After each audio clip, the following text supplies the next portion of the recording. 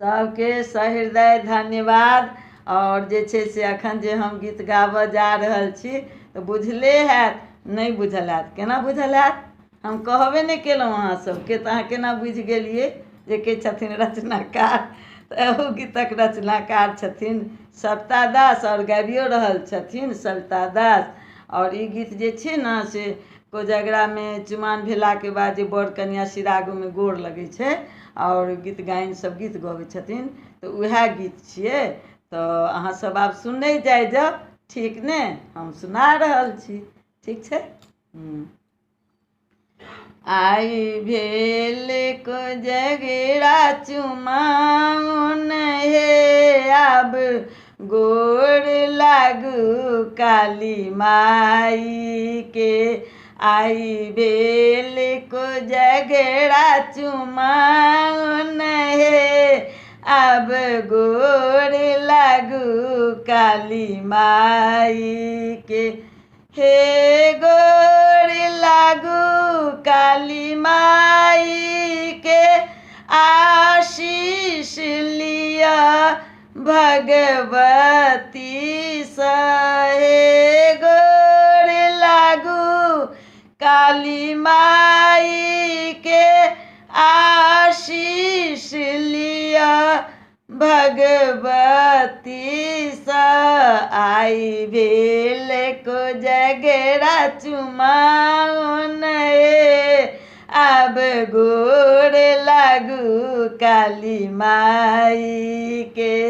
आई भेल कोजगरा चुमाओन हे, अब गोर लागू काली माई के। लाल अचरी माँ के चमकी रहल, गहबर में मौरी दमकी रहल। लाल अचरी माँ के चमकी रहल, गहबर में मौरी दमकी रहल। मौरी में फुदना लटकी रहल, अब गोर लागू काली माई के।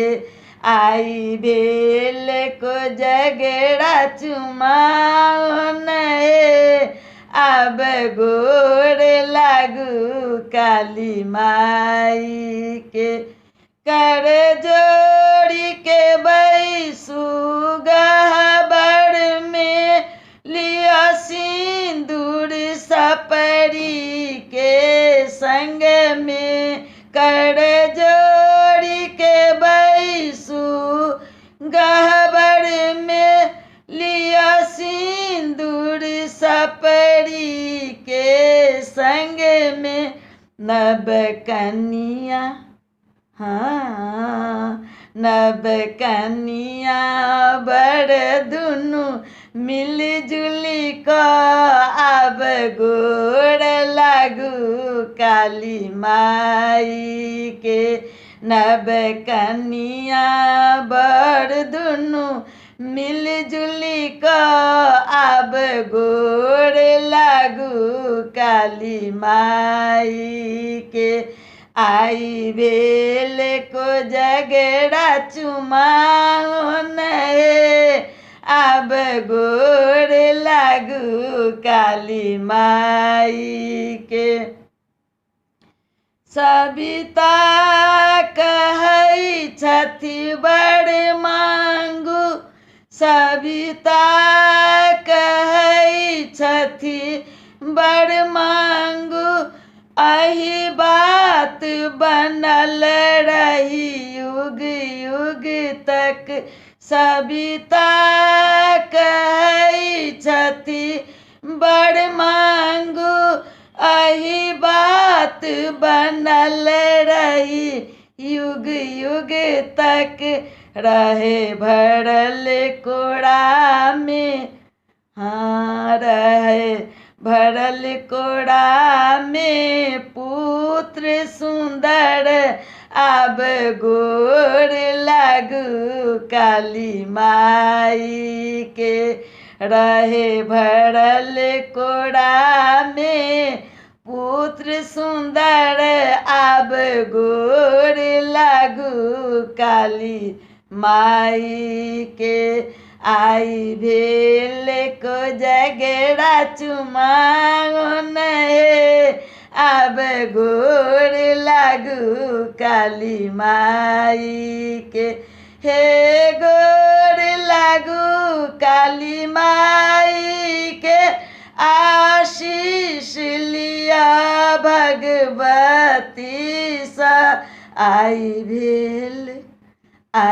भेल को जगड़ा चुमाओन हे, आब गोर लागू काली माई के। आब गोर लागू काली माई के। आब गोर लागू काली माई के। अब अहाँ सबके जेहन लागल तेहन कमेंट में देव। आ माँ भगवती के जे छै से गाबि कऽ माँ भगवती से आशीष ले जायब। और हम एही बानी के साथ जे छै से अगला वीडियो में अहाँ सबके भेंट देव। ठीक ने? जय गुरु, धन्यवाद।